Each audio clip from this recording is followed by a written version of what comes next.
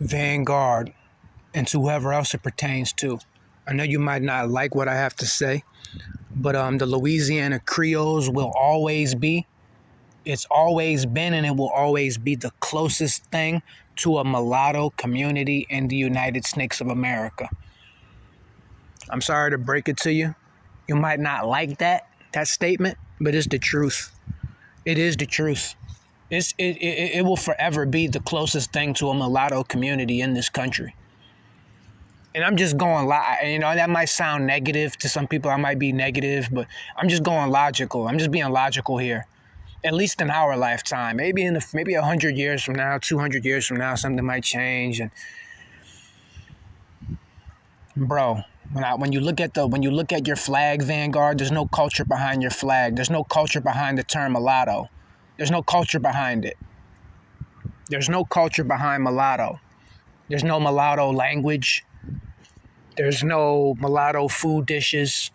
There's no mulatto music genres. Nothing. Like, you don't really have anything behind the term mulatto. When you want to bring this term mulatto, it's like, I would rather us bring back the term Creole. And I mean, not bring it back, because we still use it, but it's not used on the census report. You know what I'm saying? And then again, I might be wrong on that. Maybe it is to a degree. I'm not really sure. But, Louisiana Creoles are definitely recognized by the government, at least in the state of Louisiana they are, as their own separate ethnic group, category, whatever you want to call it.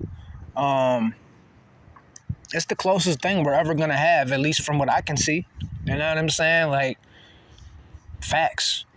You know what I'm saying? It's like, we got a much better chance of putting Creole on the census report compared to mulatto. And that's just the honest truth, my guy. You might not like that, but that's the truth. We got a better chance of putting that on the census compared to anything else. We got a better chance of putting that on the census, man. Like, real talk. You know what I'm saying? And at the end of the day, man, there's no mulatto culture. There's no mulatto language. There's no mulatto arts, music, food dishes, nothing. You have absolutely no culture. You have no culture. No culture. No community. You ain't got nothing.